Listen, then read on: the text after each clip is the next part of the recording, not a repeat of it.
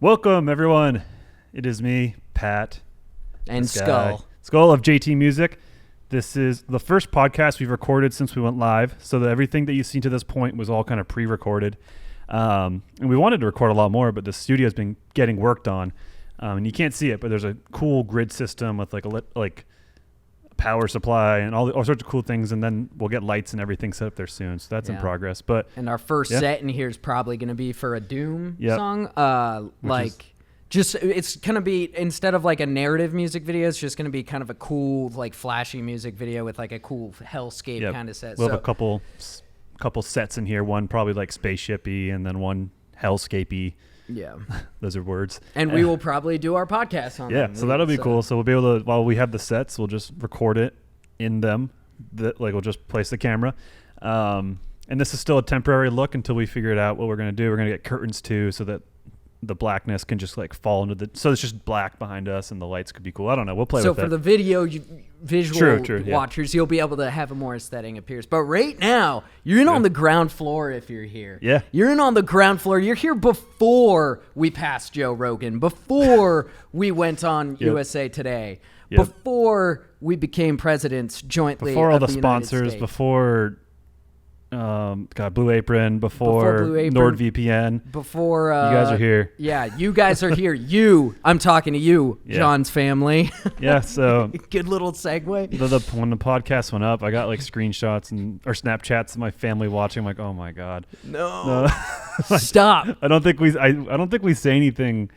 I personally didn't say anything I would be embarrassed about or haven't said in front of them, but it's like, oh man, now I'm going to be a little guarded, or no, I know. Maybe watch certain.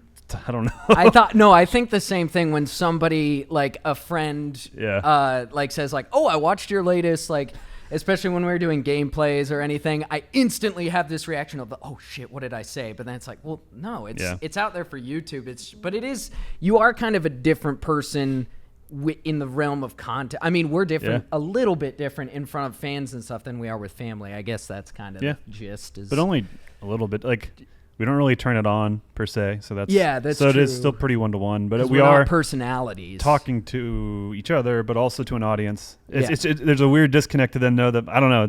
But it's super humbling and awesome that they also are all sending screenshots or again Snapchat of them watching. I was like, oh, cool. Like, and that was a fun little buzzing kind of thing. Like, oh, there's some buzz here, at least amongst my family, and that's cool.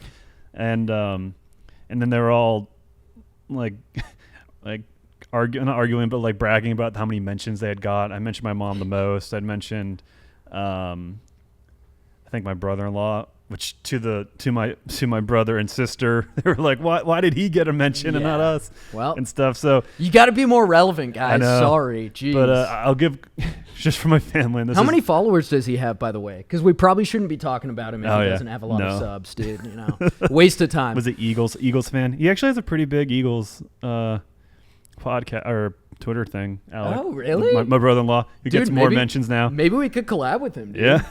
Just chat Philadelphia Eagles.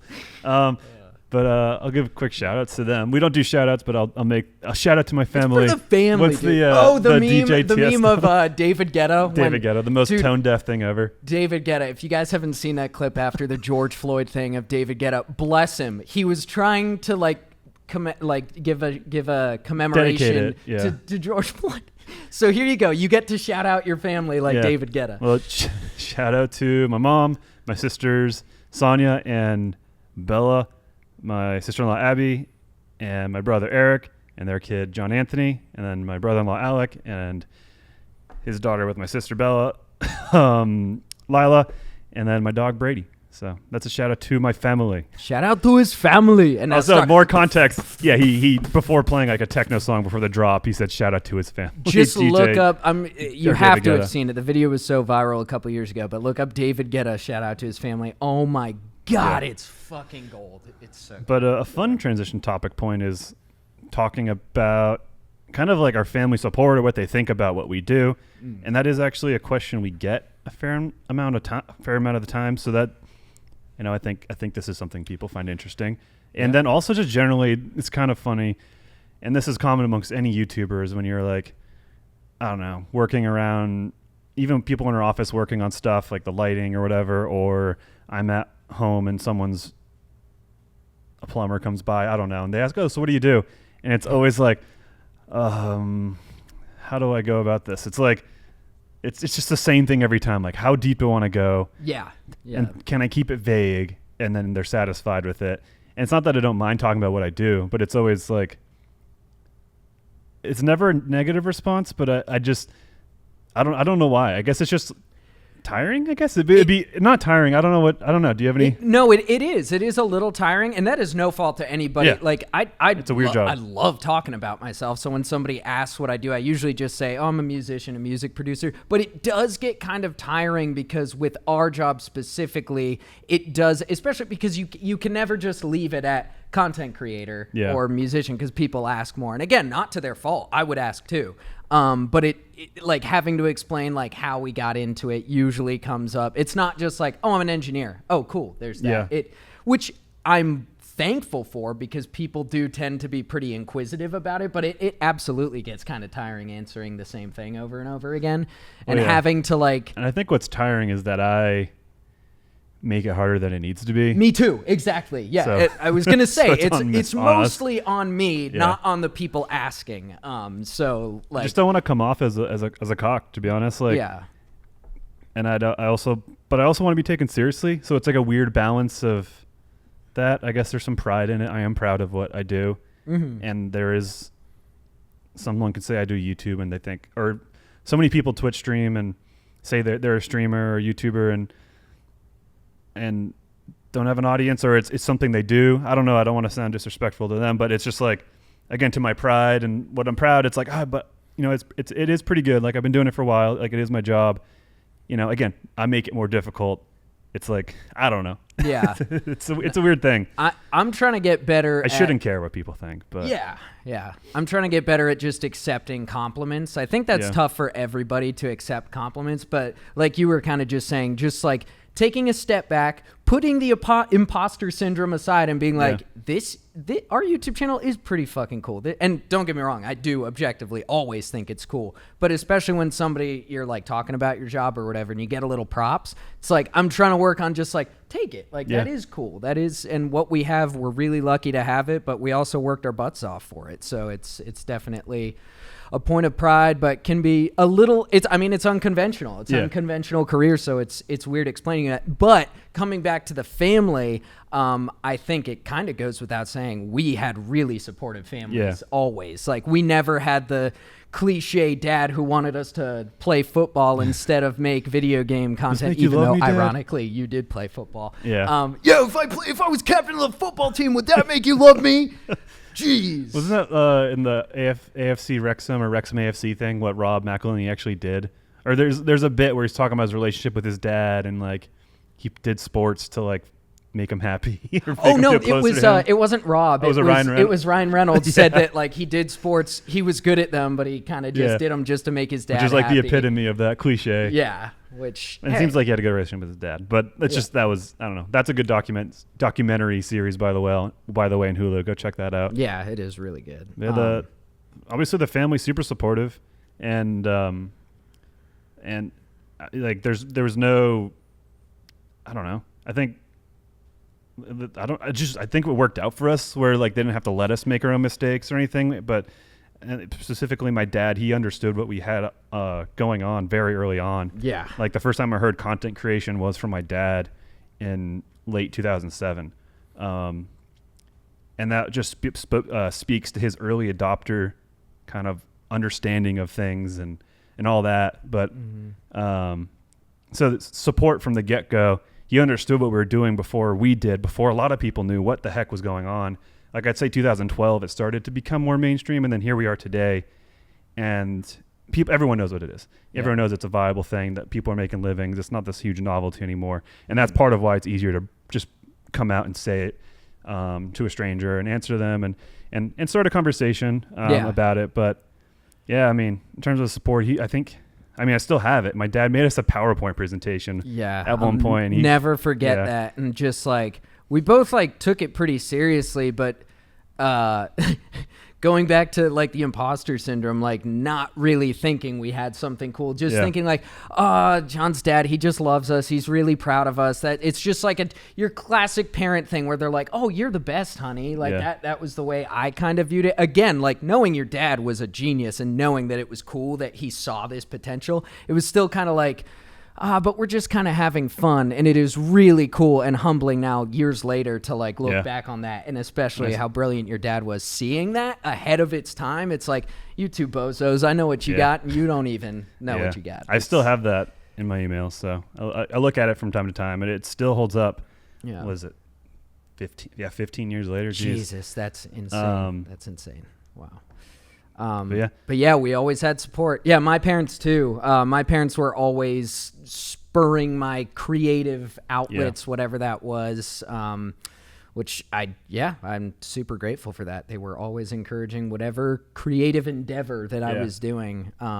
So yeah, it's cool. Because it spoke to my family, like sending all the podcast things, but it's also like reconnecting with friends, or an old friend comes into town and they talk about the things they've watched and like how much they've followed what we've done. And that's really cool. Yeah. I don't know. That all stuff is super humbling and awesome that there's like people literally back home up north in Maine following what we do. Or even my roommate from college, reconnected with him after almost 10 years. Damn. And like, he had been keeping up. He was keeping tabs. It was interesting, and I don't know. It's super humbling and cool to know. Dude, that also, just thinking big picture, that is a testament. And yes, we're doing so much tire pumping right now. That's a testament to us that we pick really good friends. We have really good fucking friends, because I don't think. Because I'm the same way. Like, a lot of my good buddies will be like, oh, saw that video you got. And I do not expect my friend, at the end of the day. That's where we're coming from. We don't expect that. We don't expect that because, sure, we have a cool job, an unconventional job, but it is, at the end of the day, a job. And I don't know everything about my best friend's job as a teacher or the other friend who's an engineer. Yeah. So the fact that we have these friends who do keep up with us, what we do is just so cool. And, again, a testament to how we pick them. We pick the good friends. I guess so, but no, if any of our friends or family are watching this right now, I mean, we love you so much. Yeah. So, it is really cool. You know, you got a friend come into town just like, oh, that Sea of Thieves music video is cool. It's like, you saw that? Cool. Thanks, man. Family. So that's just, I don't know. For those that are curious about that, I mean, I think one little thing that you forgot to mention was, I mean, I think that train has passed, but your dad's saying, when are you going to get a real job? Oh, yeah. No, that definitely was a phase, even though my parents were always supportive. Especially my dad didn't really understand it for a long time. I feel like he still doesn't totally understand it, but you make the music for the video games. Yeah, stuff like that. Which is the same, that's the conversation we have. And I think that's where it gets tiring, is explaining the niche of it. Yes. Because it's not understood, which is fair, but it's like, and then the more you explain it, the more like niche it sounds, which is really cool. And I think why it's successful. But then you're like, it's like songs about them. They're fan songs. They're not for them. It's just, we're making music about or adjacent and about the topics. I don't know. You can just see it goes over their head. And I think that's what's tiring, is like trying to find that connect and knowing when you're explaining too much, and I think it comes down to a social anxiety thing, and that's why it's tiring, is like, I think if I can center it, it's that kind of that moment of that conversation with a stranger explaining what you do. Yeah. And then that's why I always stray from it and try to keep it simple, but it always goes down the path where they ask more about it. Yeah. So, which can be fun, but it can be tiring. But hey, at the end of the day, in those conversations, you get to talk about yourself, and that's fun. I was just going to say something cool, and I lost it. Your dad. Something about, I think I was going to say something about, my dad not fully understanding the family. Oh, what was I going to say?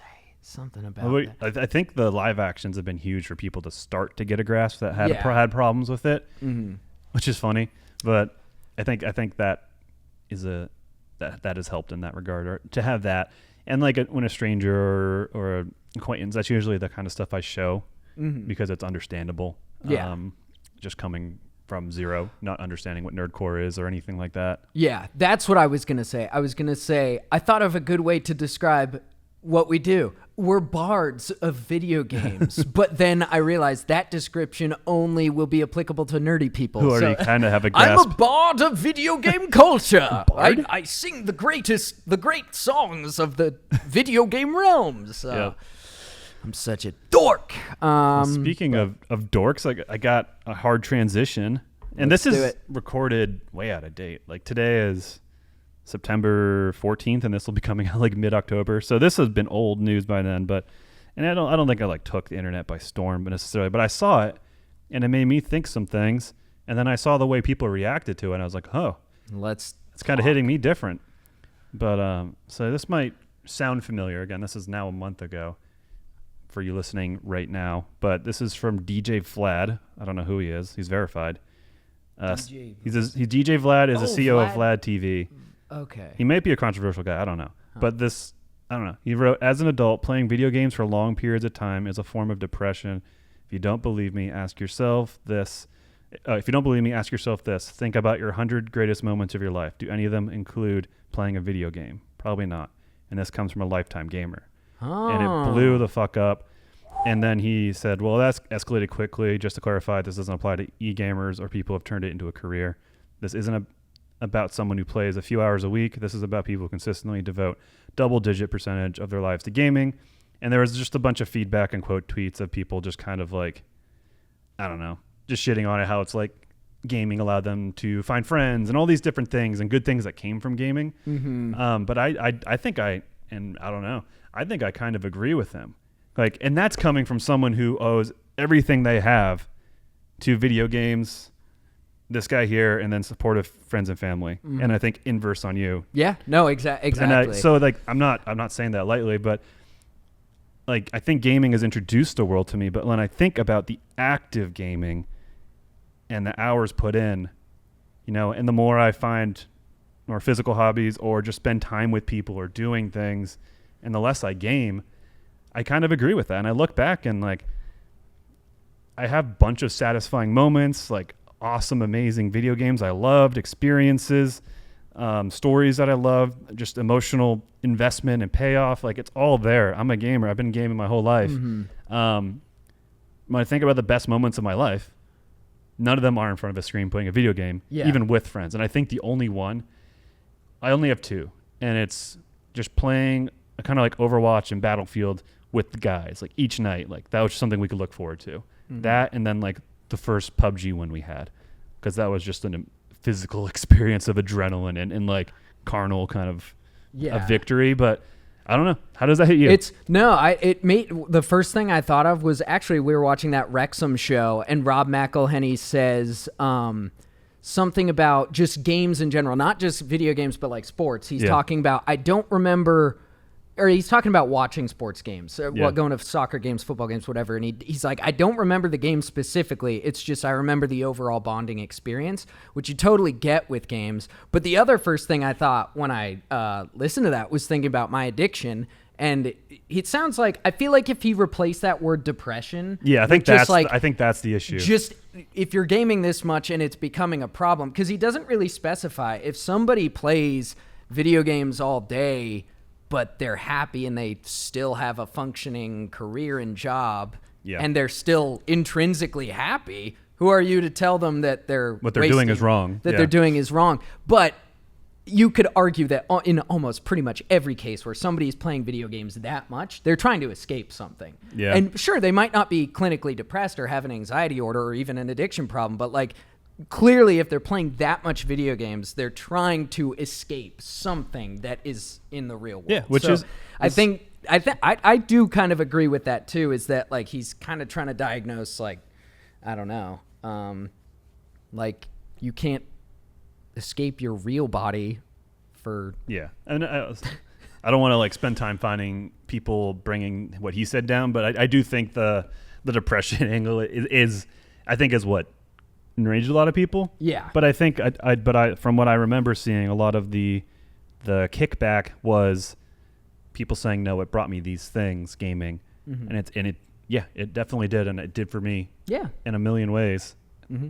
And I'm so thankful for it. But it, like, the act of like sinking hours into it, weekend, day in and day out, like maybe should cause reflection. Like, is this bringing happiness to me or is it an escape?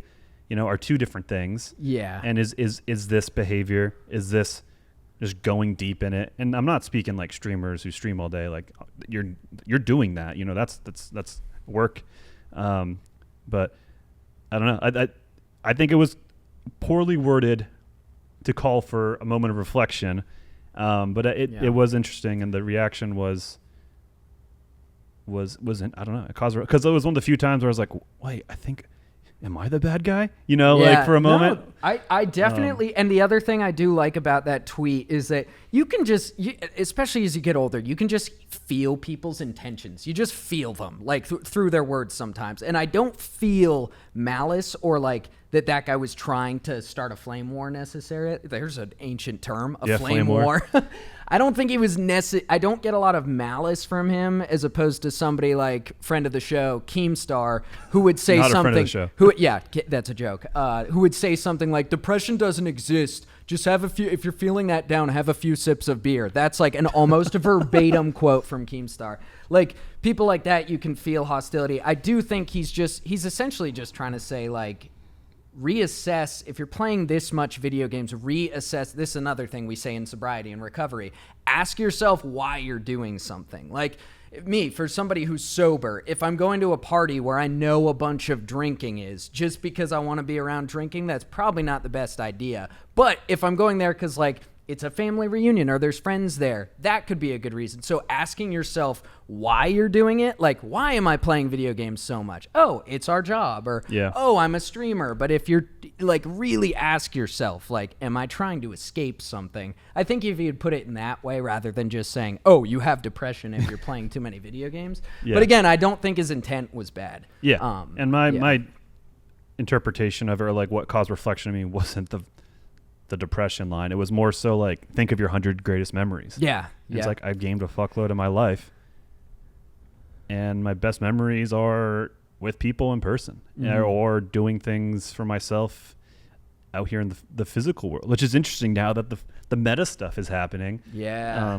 Which is just moving down the road, one of the meta East Coast locations, which if the metaverse is our reality in however many years, the fact that it's just down the road is going to be huge for this area. I was thinking the other day, I was like, holy shit. Damn. Like, I don't know.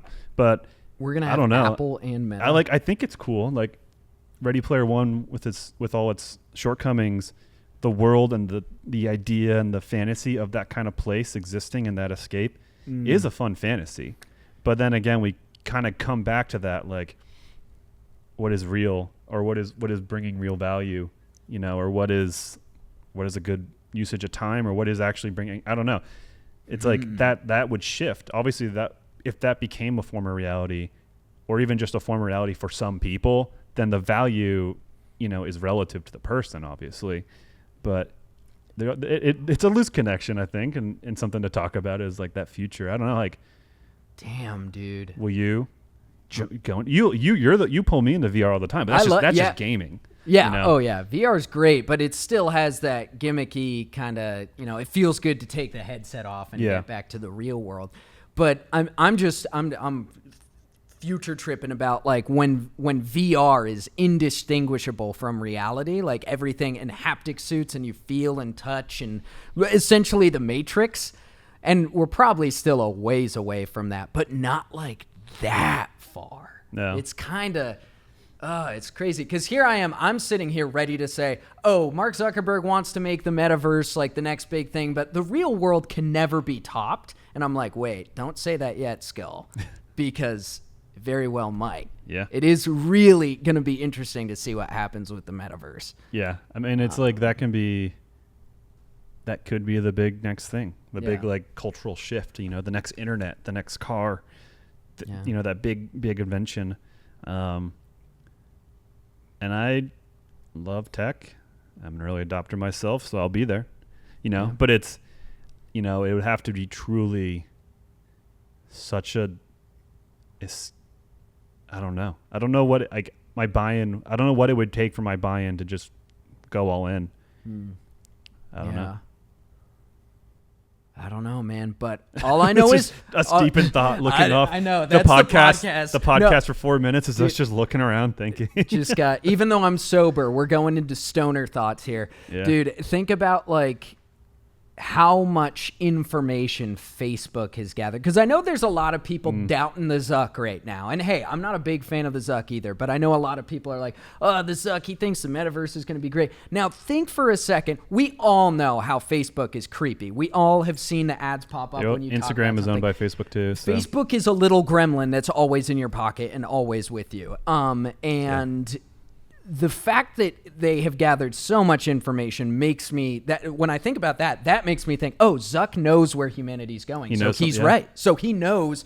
It's like in Westworld season 3, if anybody watches that, with the robot thing that reads people's, it knows the prophesizing robot that knows how people are just as predictable as machines. Honestly, that's kind of Zuck. He's got that power with all the Facebook information, quantum computing and stuff. I don't even understand it, but there's probably that's probably something in the works that we don't know about, probably in a bunker underground in a military base, but like there's probably the next big dope computer AI stuff, like already figuring things out, like gathering all that information. Like I think anyone's illusion of privacy is gone, unless you live in a bunker with nothing.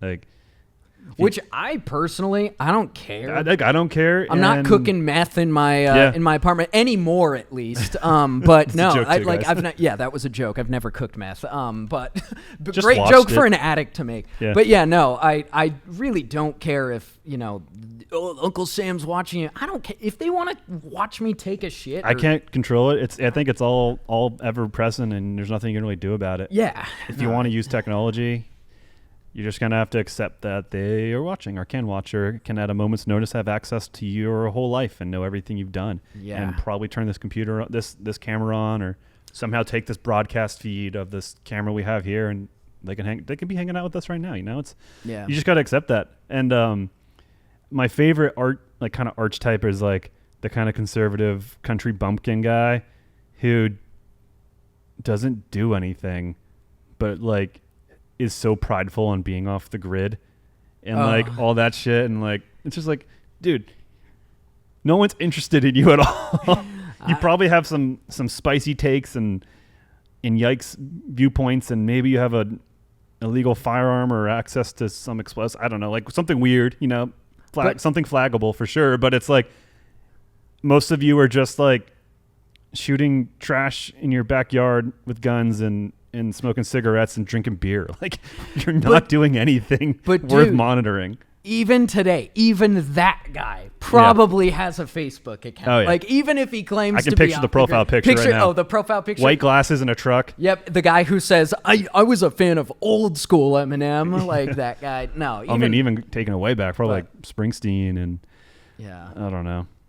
Living off the grid so the government isn't breathing down your neck. My favorite thing I'd rather be connected. The preppers, like documentary things, like from Discovery or History. I don't know. This is like a early 2000s thing where they would kind of film preppers.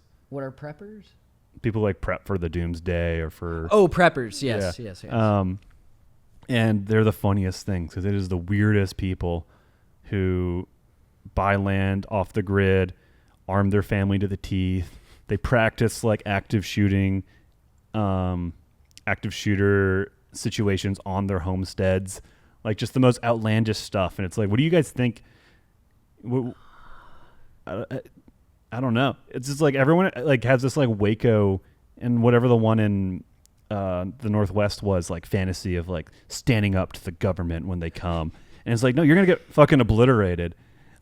Yeah. Like both those situations ended terribly. Like there's a weird against the man fantasy that I don't know, like obviously it's possible if you have a movement of a bunch of individuals and a cause and stuff, but like that like individualism on your fucking weird farm. It's like isn't gonna do anything. It's still the romanticism of the Revolutionary War of like how cool, like because in the image that we all have in our heads of like the founding fathers standing up to the king, it's like a very like stark contrast and like all the movies about it. So it's no wonder that people have this romanticized image of I'm physically, literally gonna fight off the government off my land in my bunker and defend against the end of the world. I was just thinking about how like the preppers, they must be having a hell of a lot of fun. Like the world's ending and I'm going to be ready. Oh, and they're looking forward to it. They're ready. Yeah, they're excited. I was just thinking like, oh, those people are such rascals. But then I was thinking if I had a bunker in my own bunker and how much fun it would be just to like prep it and get ready and just like that actually sounds kind of fun. This is the podcast where I become a prepper. I get why it would be a fun hobby. And there's an assurance to it. It's like, okay, if it hits the fan, I have something. Yeah. You know, even if it isn't the best thing, it's like there's something that we can do.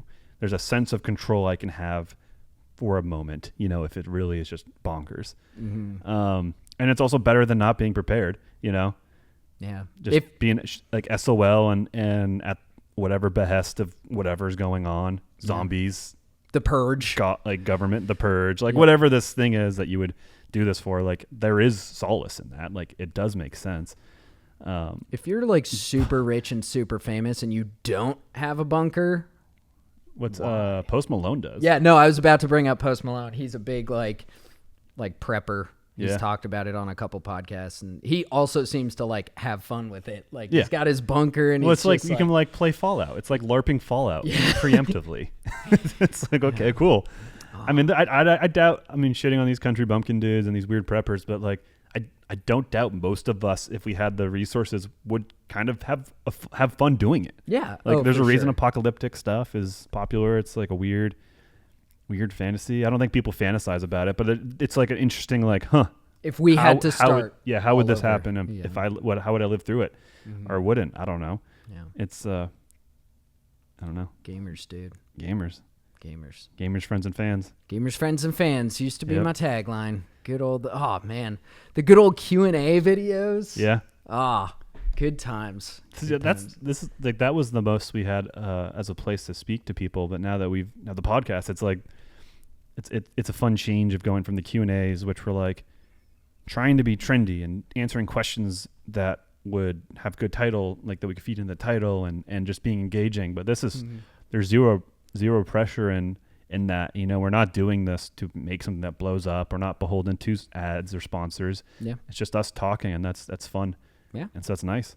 And I don't know if these get 500 views each on YouTube and a couple hundred streams on Spotify and all those platforms. Like I'm happy for whatever. I mean, this is just fun. Me too. And I was thinking about that the other day. Like, even if these only get like tops a couple hundred views, like that's still hundreds of people that would listen, which is pretty wild. I mean, like if it's obviously there's drop off and people click and they click away, but say if there's 1,000, but knowing that, let's say conservatively, maybe 20% hung out with us for a full hour and a half, like that's 200 people that would just hang out and we were part of their day and they listened. Like that's cool. That's really cool. Even if it's just your family. Yeah. That's still cool. That's fun too. Yeah. And it is a good, like, if we ever do have recurring questions that come up, it's just a good way to do it. Better than the Q&As or it's tight. Now we can point people towards a whole hour. It's like, you really want to know the answer? Here you go. There it is. There's the long-winded answer that we've just been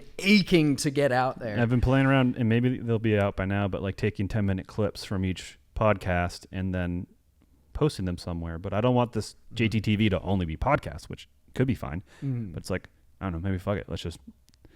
That's what 90% of the content is on this channel anyways, because that was part of the rebranding of JTTV, or from JT Gaming to JTTV, is like, you know what? Channel really isn't going anywhere. The content on here is fun. It's for people, like the people who enjoy it and who it's for. They enjoy it a lot. But this isn't going to do anything. Oh, light died. That's fine. There's a creature back there. Yeah. We just made a JTTV, took the pressure off of making it anything that would do anything, and just posted stuff as we wanted. So 1 hour videos, blooper videos, behind the scenes vlogs, podcast, and now it's an documentary, featurettes, like whatever, you know. Yeah. JTTV also has a cooler logo than our main channel. Yeah. I love the JTTV MTV shirt. There's cool shirts. Yeah. People love those JTTV shirts. Calls back to MTV's logo. Like, why not? But yeah, that's like the history of this channel that you're watching. This started off as my personal channel, PatFan8326, where I would do the montages and all that stuff. You had a few thousand subs before I had even started a channel. You had like a couple thousand. You're already in this YouTube game. I was in it probably 2006. Yeah, but like I don't know. You could see when this channel started, and then it became the gaming channel. I think it was just JT Gaming, and it was that for a while. And we had fun with JT Gaming. Like, we committed to it, and we had videos that did really well that like had hundreds of thousands of views and whatnot. One of which had millions. Yeah, we had a PUBG machinima that had like 15 million views. Wild. It just went off in Poland, Indonesia. It just went off in Indonesia. It's 15 million views. It's PUBG machinima. They loved it. We unlisted it just due to some things that didn't age well. There were some character voices. But it's still accessible if you have the link. I don't want to. There was nothing atrocious. There was nothing really cancel worthy. It was just kind of like, this isn't great. So. Yeah, and it got I used music from a service we got or whatever for licensing. We have licensed music. There's licensed music in it. We paid the license, and it still got claimed, and it got denied. And so we didn't see a dime, so I was dime from it. So I was like, whatever, we'll just make it unlisted. I feel like for some reason how much it was loved by the Indonesian people. There's probably people that have the links and it can live on for them and they can still watch it. But it was so random and just fucking took off. And it's just a PUBG machine. We had it was you, me, Tony from Neves Gaming, and our friend Raleigh, who's named Raleigh, spelled different than the city Raleigh. It's confusing now when you live in a city that your friend has this kind of obscure name. That is also the name of the city. Anyways, it was us four. We had like the perfect PUBG match, and PUBG had a theater mode, and I was feeling like, let's go in and let's machinima. It's been a while.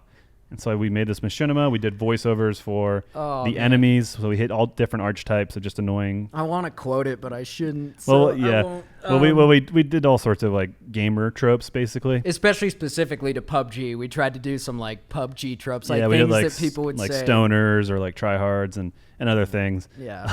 But it was a fun video for what it was worth. And like the video itself, minus the voice, it's a fun narrative of a PUBG match that like was the perfect PUBG match that we won, and the music was fun to sing. It was a fun little side project that just for some reason took off. Yeah. Anyways, so that was the second channel, and now it's just JTTV, and it's truly just a dumping ground, and success and performance on this channel does not matter. Yeah. It is just where we do things that we want, and that's and behind the scenes, all the And it's what we do what we want, and for the hardcore people who care to see the behind the scenes or to hear us talk for an hour each week or whatever it is, that's what it is. And it's nice. And especially with the main channel and the way the YouTube algorithms are now, you should not deviate from what people came there for, which is music videos about video games or nerdy things. And so if we were to post a podcast on it, that would fucking kill us over a year's worth of posting, because it would confuse the algorithm, because people who would come for the music video aren't clicking on the podcast, and for the very few that would come for the podcast wouldn't click on the music. And we already have that problem now with music videos. So if we were to throw something in there, like the update video, that went up about a year ago actually now, like that, even that was like, where should we put that? Like, even then it was like how much do we beholden to ourselves to this thing? Like, it's kind of shitty. Yeah, it is shitty. And especially with our kind of content that we make, like their music videos. We've talked about this a lot, how like we're not really personalities up front, playing video games, like your classic Markiplier, PewDiePie. So whereas if Markiplier posts a video and it's just his face and it says serious update, it's going to get 10 million views right off the bat. But if we do it, like, people don't expect, personalities from us. So it does suck. It is that was a difficult weird battle, example, because it was after like irregular behavior from the channel, and then it said update. So and that got decent engagement. Even then, I think it sits at like 80,000 views right now. And that's, I think, the best it could have gotten, you know, like an update video type thing. Yeah. So if we just did an update next December for whatever reason, it would tank, and it would tank people's clicks, and it's wild that we have 4 million subscribers, and yet 100,000 people will watch the Saints Row video.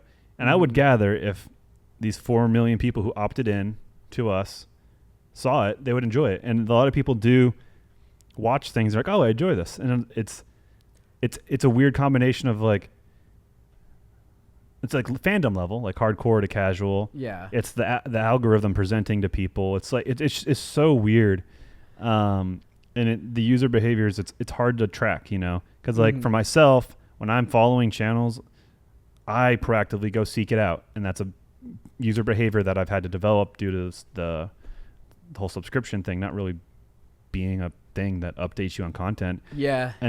Because of that, I only concentrate around 3 or 4 channels at a time, because that's all I can manage remembering. And then I'll cycle, and then after I'm kind of exhausted or burnt out on those 3 to 4, I'll kind of flip to 3 or 4 others for 3 to 4 months. It's like, and that's just me, and that's weird. But if you think about, there's a million different user behaviors. And it's yeah. that you throw that in with the algorithm, it's like Jesus. It's like. But I think honestly, because I have a similar kind of user behavior where I have like a couple channels that I keep up with super regularly, podcasts typically.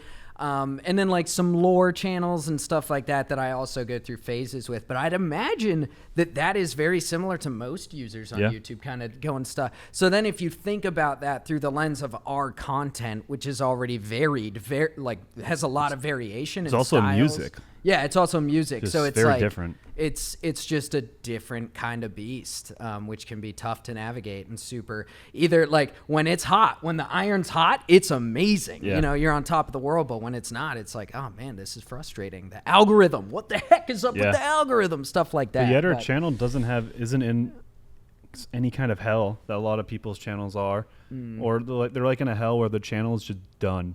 It doesn't matter. Yeah, it doesn't matter. Or there's another kind of hell, which it can be hell or not, is where you're stuck to making only a certain type of content.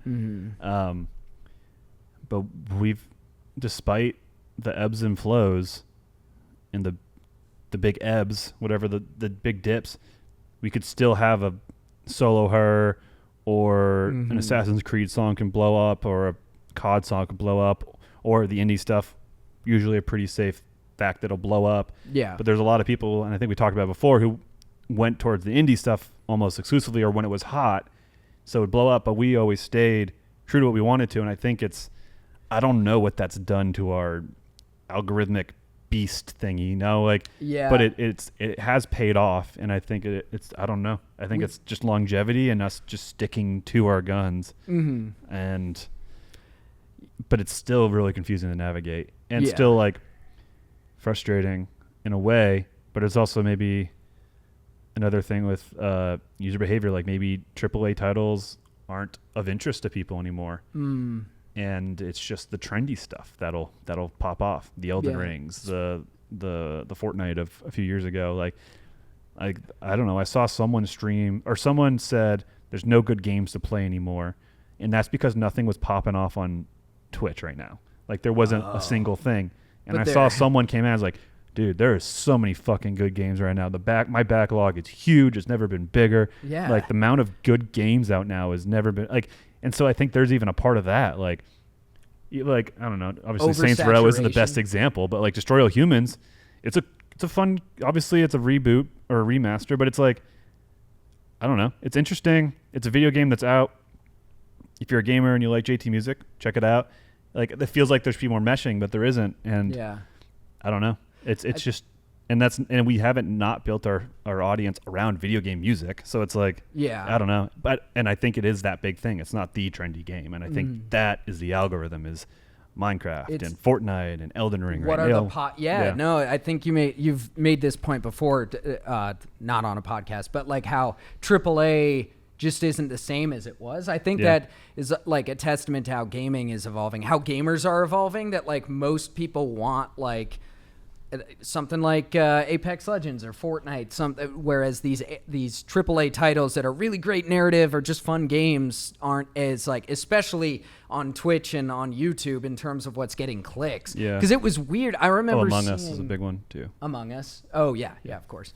But seeing like some of the views on like AAA game trailers has been pretty low too, at least from what I would expect, and just being kind of surprised by that. I feel like the AAA things that are big now are like the Assassin's Creeds, the Call of Duties, but then it's like they become their own beast and maybe are a cause to this problem of trendiness. Because it's like, even though they're these big AAA games, they're so celebrated and annualized instead of new IP. Yeah. And then I think there are exceptions. Like, I think Bethesda stuff isn't a good place either way, even though it's got a lot of bad press lately. I don't know. I mean, I think the list is pretty short in terms of that kind of stuff. I mean, Resident Evil, it's like horror stuff always does well, and like horror, moody, dark things, like movies, games, always does well. It's like, yeah, they do. Humans love it. It's really interesting. Yeah. I mean, it goes back to the whole thing that humans love drama, humans love dark, chaotic, bad stuff is more interesting. Yeah. So it makes sense that like, and I've talked about before how like Five Nights at Freddy's was for that generation what our Goosebumps was. Yeah. That allure of something dark and scary. So FNAF's staying power is huge. Yeah. Like the fact that it's trending, and then you see the fan arts, like the fact that it's still as relevant as it is really impressive in of itself. And I don't know, people have made a career of making content about FNAF. Just FNAF. Yeah. God knows if we had just dedicated full on into FNAF, I'm sure it would have gone very well. We just would have gotten very sick of it because we already get sick of FNAF as it is, which, hey, by the way, at this point, it's probably out, the remaster of Join Us for a Bite. But at this point in podcast time, I'm finishing up the remaster. And yeah, Five Nights at Freddy's. Still lives. It still lives. I mean, I'm happy for it. I think it's a good little pulse of content for us to always know that's there. Oh yeah. It's like it's good to know. It's good to have the staples. I think the schedule as of late has been kind of a weird voidness because of there not being those big things. Like this summer of 2022's release is an interesting spread of projects. And I like the Saints Row one was really interesting for me, and I was trying to sit on why it felt weird for me. And we talked about it in our Patreon podcast, which we recorded a few days prior. Oh, yeah, we did. And I kind of since then figured it out. And I think it was a symbol of like, fuck, I think I'm out of touch. And I think like it was like the cause and effect, or like seeing the consequence of that. And that comes down to me not playing a lot of games right now. And I mean, it also on the song front too. Yeah. But go ahead. Sorry. No, I mean, yeah.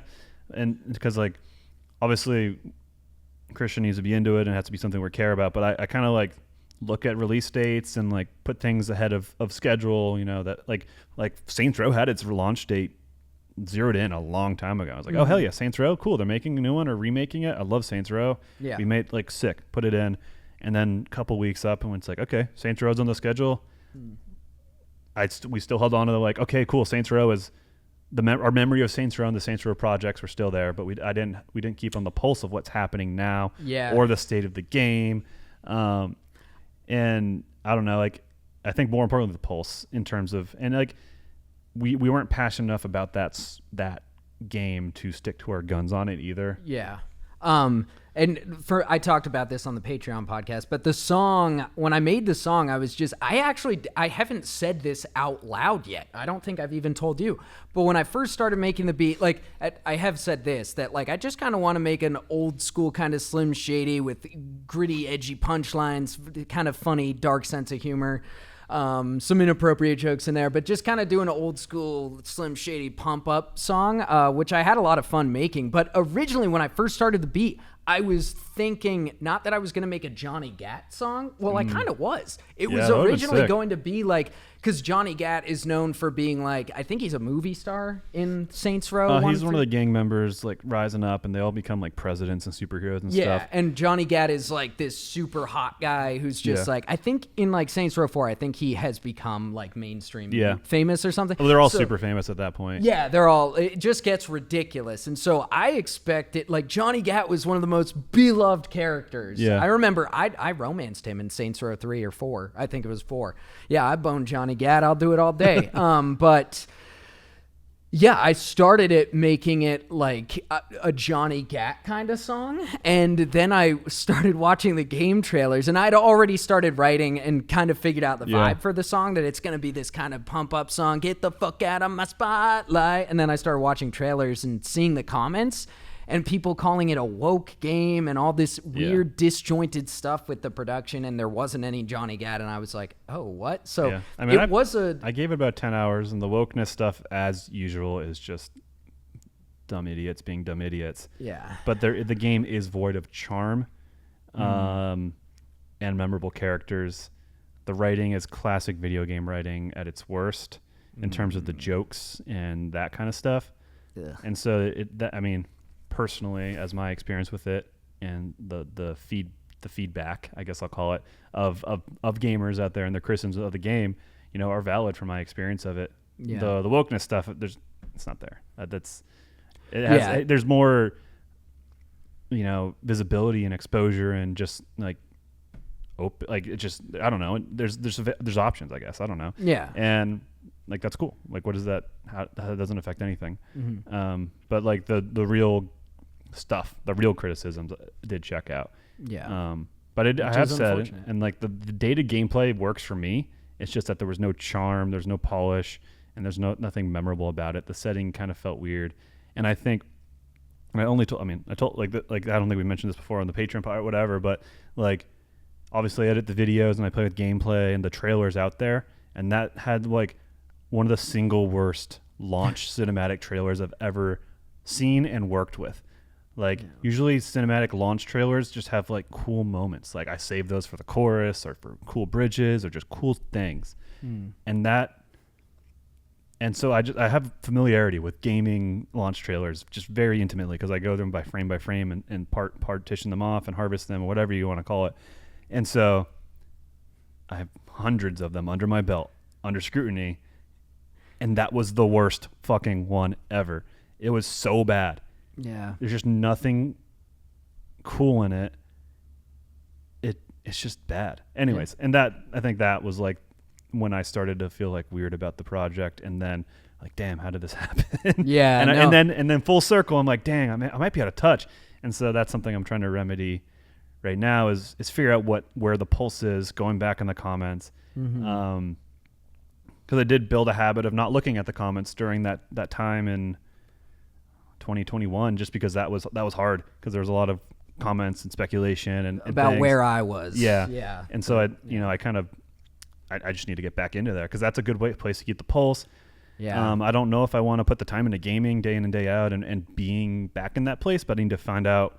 I need to get my finger back on the pulse, if that's like reading through articles and Reddit, like it's that stuff. But that was a little bit of a wake up, like, okay, get your foot back in the game, John, in terms of what the people are, what they want. And that's part of why, Cult of the Lamb is like paying attention to that. It's like, okay, maybe there's something here. People were asking for it, and by now I think by now that'll probably have come out too. Yeah, we're doing a collaboration with CG5 for Cult of the Lamb. Maybe that didn't happen. Who knows? Maybe it didn't happen, but I'm sure that's the intent of this moment. I feel like it will, though, because we're granting Charlie. He's doing a cover of "Join Us for a Bite," and I'm gonna give him like the stems from the project. For those who don't know, stems are just like the sections of the song, but like the drums part, the bass part, stuff like that. So Charlie's gonna be doing a remaster of "Join Us for a Bite." It's probably gonna be better than the original, and I'm gonna be slightly bitter, but it's okay because I love Charlie and he's an immense talent. He's been asking about it for a while. I'm like, well, hold on, it's the 5th anniversary. Yeah. Let us just do something on our channel first, and then at any point after, have at it with your cover, because it will blow up. Yeah, it's gonna blow up. Give us a few seconds to relish do a in our remaster anniversary first. Yeah. And I'm just happy that remaster is almost done. But because I have had a weird relationship with that song. And when I touched on, let's get into it. Yeah, let's get into it. Might as well. Yeah, because it's the biggest song on our channel. It's the song that everybody knows. And I've definitely, like, when I was struggling with alcoholism and in a really just dark headspace, I had a lot of disdain for that song because it felt like I had to live up to it, that I had to surpass it. And this is totally self-imposed expectations. Nobody was saying that. That was a self-imposed thing, which I have taken years to work on and realize.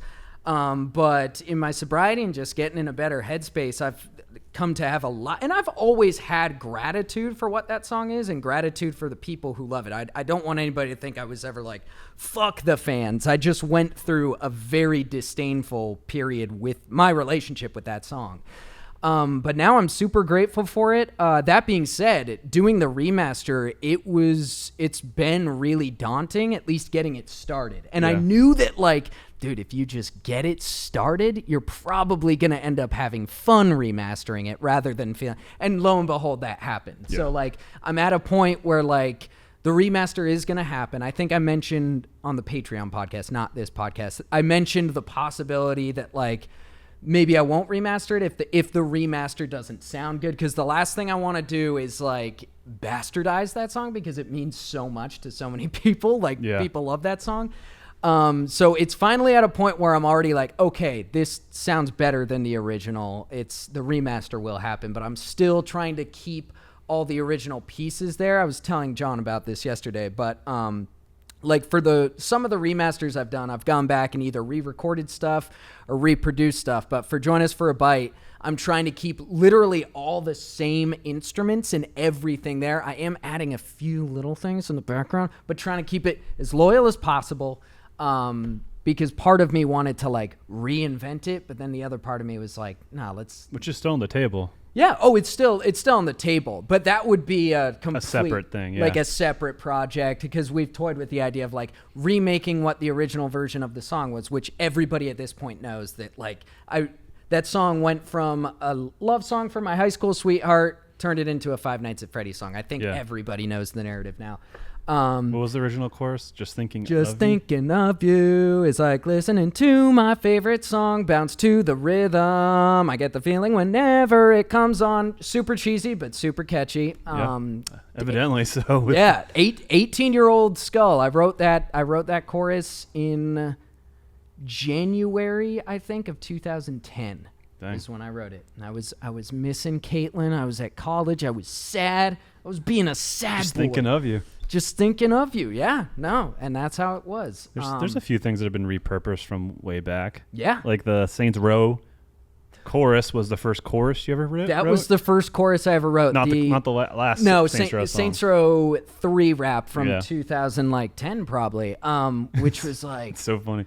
Just being a gangsta has got... So the first chorus I ever wrote... I remember I made this stupid beat out of GarageBand loops on my Mac back in 2006. And the music video, do you remember that little disco ball I had? Yeah. The music video was recorded on Photo Booth or whatever it was. Photo Booth with me and my brother in my bedroom, the lights off with that disco ball going. And we were like changing our costumes. I don't think I ever showed you this. No. But the chorus of the song and the audio and the video, it was just shit quality, obviously. And the chorus was, being a gangsta has got its pros and cons, but the best part is we've got it going on. Whitest chorus in the world.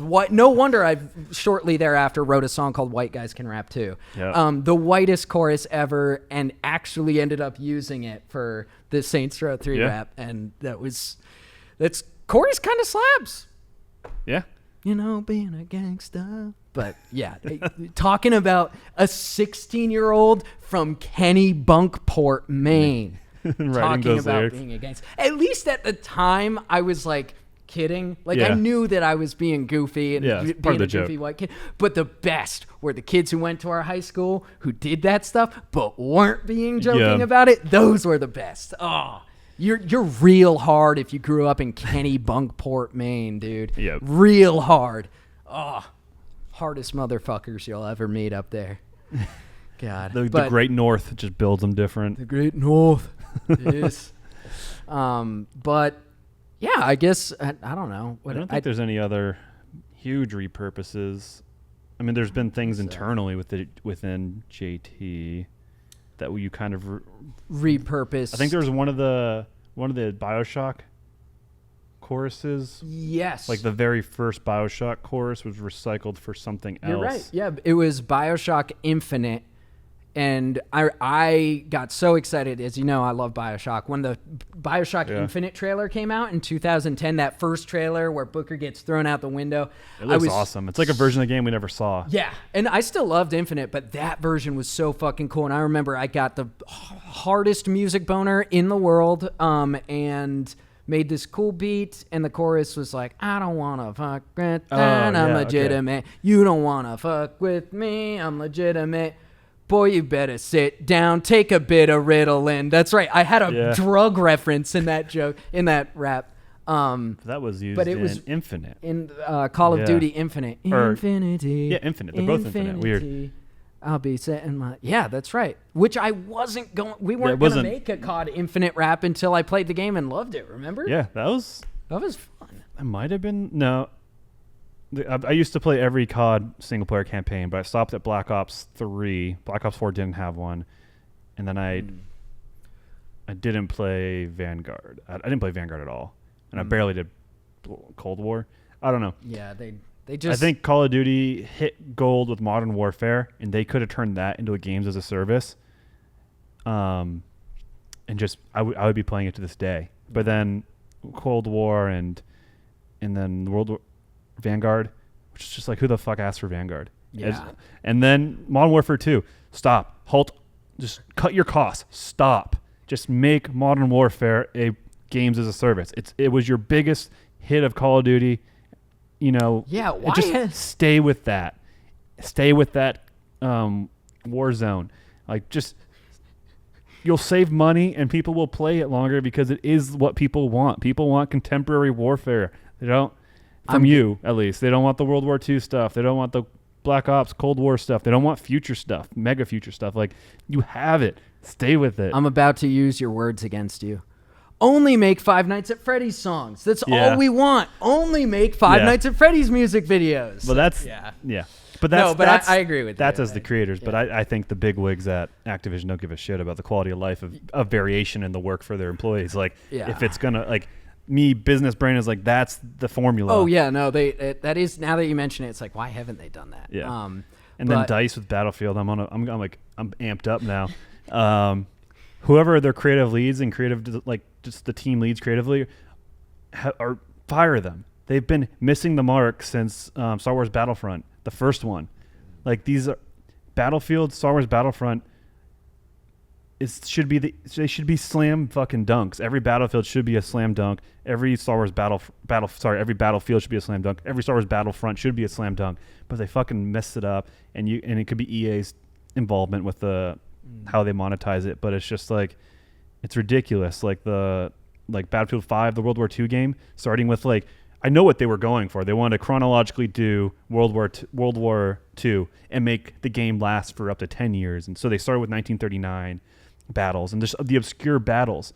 But people weren't hooked in because people wanted to play Stalingrad. They wanted to play D-Day, Normandy stuff. They wanted to do like God, I'm blanking. The Pacific War stuff, you know? But instead it was like obscure battles and like Belgium and Norway and whatever, you know? Like that was such a simple concept that if they just shifted away from that chronological thing and just went and started with Stalingrad and started with Normandy, that game would still be being played right now. I am convinced a decision that little would have kept that game's longevity way the fuck up. And then Battlefield 2042 with trying to become a character shooter. It's just like, do you guys not fucking know what people want in Battlefield? They just want big maps, big fights, cool, like good design. I don't know. It's a simple thing to do, and they're fucking it up each time. And it blows my mind. And I don't know if anyone feels that passionate in a JT Music podcast an hour, 30 minutes in, but I hope you're on the same page with me. I'm sure there's somebody out there who does. It gets me going because I love those things. I love those things so much. And it's just bad ideas. Bad ideas going forward. Yep. Come on, DICE. I know you're listening. I mean, how hard is to mess up Star Wars Battlefront? That is pretty egregious. They've done it twice, and they're like, and it's EA. I think EA had a lot more to do with Battlefront 2 failing than the game being made. Like, there's good things in there, but God, I think it's better for me to get that tirade off an hour into a podcast than in the beginning of one. But dude, you kind of that grinds my gears. What grinds your gears? But maybe partly what you just coming full circle here. Maybe you kind of just answered your own question of why AAA games aren't doing that well, because of the developers doing bad things. I don't know. Yeah, I did just. Well, do you have anything that grinds your gears? Anything that grinds my gears? I got another one. I'm trying to think. Oh my god! I hate when people bow out their turns in cars, especially when they don't have a long vehicle or a trailer. Sorry, if you're driving a Toyota Corolla or Corolla, you do not need to bow out your turn. Yeah, just to go straight and left, or go straight and right. You don't need to. You don't need to go and then whoop. Like, you don't need to do that. Yeah. I drive a 4Runner, an SUV, and I don't need to do that. You don't need to do that unless you're driving a fucking huge truck or van or pulling something. Stop bowing out your turns. Even a van. Like, I remember I bowed out when I was learning how to drive in a parking spot with my mom, and my mom told me, don't do that. People who do that are bad at driving. I remember my mom specifically said that people who do that, like the bow out, are bad at driving. And she was right. I also can't stand people not using their blinker, which happens a lot here in North Carolina. And blinkers can be really helpful. Yesterday, it's a signal. It's giving intent. Use it. Dude, I was leaving my gym yesterday, pulled out, did a left turn into the left-hand lane, and there was a car in the right-hand lane, switched over, no blinker, because I saw him in my blind spot, no blinker. I made sure, and I moved over, and he almost crashed into me because guess who had their blinker on? Me. Especially people who are turning left. If you're turning right, you're not obstructing anyone. So sure, still use your blinker, especially if you have to slow down with people behind you. But people who turn left and don't use their blinker, that pisses me off. People who leave their shopping cart in a parking spot should be put to death. And that is my presidential run. I have one thing on my platform. The other day, and you know about this, I saw someone even leave it in the parking lot. They left it in front of the Target. They took their bags out of the cart and then walked to their car and just left it there. And capital punishment for all of them. And again, I'm joking. Going back to the bowing out, why it affects me and other drivers is they go into a lane that people are driving unnecessarily, and it can cause, at worst, a car accident or a side swipe, a very bad day, and having to deal with that bullshit, or a big accident. You know, maybe you need jerk reaction and pull out to the right, and then the car in the second lane hits you, and who the fuck knows? Like, it's such a small thing, but don't bow out your turns. Use your blinkers. Speaking to North Carolina, I'm driving. I mean, I learned to drive in Maine, which is super strict and stringent. And I got my permit there. But I moved when I was 16. And so I did my driving test in North Carolina. I didn't do driver's ed here, so I don't know I can't speak to it. But the driving test was literally 4 right-hand turns. And it was 4 right-hand turns with 1 left, and a 3-point turnaround, whatever. 3-point turn. Dude, when you told me that, I was so mad and jealous. Like, the driving test is where I took it in Kennebunk, not Kennebunkport. It was tough, and guess what? Your boy failed his test 3 times. Now, I know you're all going to make fun of me. Go for it. 2 of those times, I swear on my life, 2 of those times were bullshit. 1 of those times, I was flustered, I was nervous, and I fucked up. But 2 of those times, one time, I was turning left at an intersection, and a car was going straight, but didn't want me to bottleneck and waved me on. And I waved at him and turned left, had my blinker on and everything. And the guy said, you didn't have the right of way there. And I was like, but he waved me on. I didn't want to hold up traffic. He was like, he just said, you didn't have the right of way. And I was like, maybe he didn't see the guy wave me on or something, but a guy did. The guy stopped and waved. And so the guy failed me for that. Had the same guy for, not the next test. The next one was the one where I failed rightfully. The third one, I did a lane change. Blinker, look over my shoulder, do the lane change. And he said, I shit you not, he said, you didn't look over your shoulder. And I was like, are you... Gotta walk it off. For audio listeners, he walked away. He had to walk away. Walk that one off. It was so frustrating. But the point being, the drivers, they take the test very seriously up there. And guess what? It shows when you see people drive in the north versus the south. I'm sorry. People in the south, you love to say people in the north suck at driving. They don't. They're just more offensive drivers. They're very, very aggressive. drivers. Down here, they're bad. They're just good. bad. People up north, they're just more aggressive, but they're smarter. They're better drivers. Oh, yeah, it's objective. I mean, that time I went to go take my very simple test, 2 girls were before me, and they both failed because they thought you could just take a right on a red light, which you can, but it's a stop sign. And sometimes it says you can't also, but they just fucking went. Boom. And so it's just like, damn, like these people are on the road. They can't pass a test of 2 right turns. Like, I don't know what. And like the driver's ed was like part of gym class here. So you're spending time. Like that's not glossed over. I don't know what it is, but weird.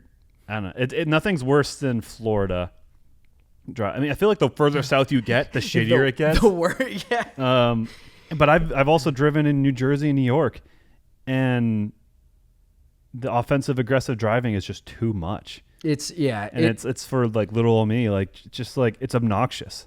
And like maybe they're better, I don't know, but like I hate and will now like it's I've driven up and down the East Coast a few times. But the most recent time just affirmed like I'm not going to drive through New Jersey or like New York City, the greater New York City area if I have to, because they're just the worst. It's so stressful. Yeah. It is super stressful because because people are so aggressive, you have to get really aggressive. Yeah. Like you feel like an asshole. I mean, the aggressive driving does bring up its miscues and does have its fault. Oh, yeah. Like it just equals out, which is nice if you live in a smaller place like Maine, where it's not fucking crazy and people are just awesome drivers. Yeah, people are. And like it's awesome. Here's my thing. I've been saying this for a couple years now. I don't like when people, like I've said a few times and I have to stop myself. I'm a good driver. No. I'm a driver. If you're a good driver, no, you're not. You drive. You drive. You're not a good driver. You can say you're a good driver if you are if you're Jeff Gordon and you've won awards and you've won medals. If you drive a Isuzu and you've never gotten in an accident, you're just a driver. You're not a good driver. You're just a driver. Now, if you get in accidents and stuff, then you're a bad driver. But so going off what you were going to say, in Maine, people are just drivers. Oh. They're just drivers. That's it. Down here, lots of bad drivers. Up in Maine, just drivers. Because you shouldn't get your license if you're a bad driver. Yeah. Yeah. Sorry, I get that. You're getting me all wound up here. You want to know what grind my gears? It's bad drivers. Yeah, and Dice gets me, and Dice, yeah, and bad drivers. I mean, bad drivers get me too. Road rage. Yeah.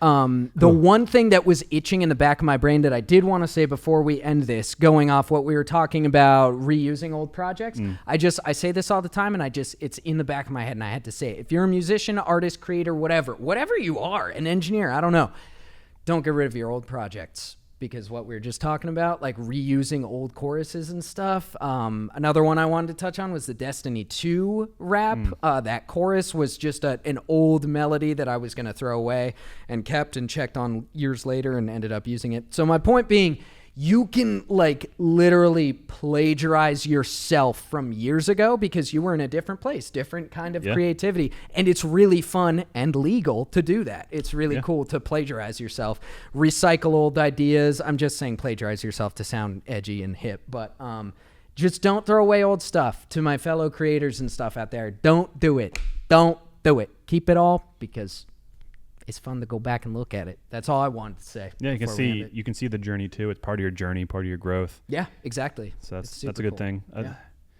Yeah. Like I've been doing miniature painting and stuff, and there's like this one this one person.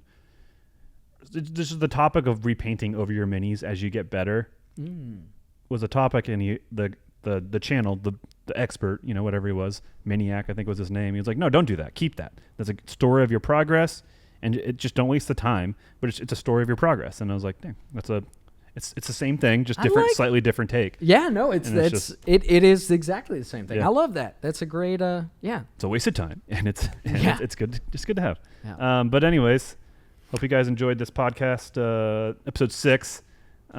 Shout out again to John's family. Shout out to my family. Shout out to his family. Shout out to his family, Tim and Nick.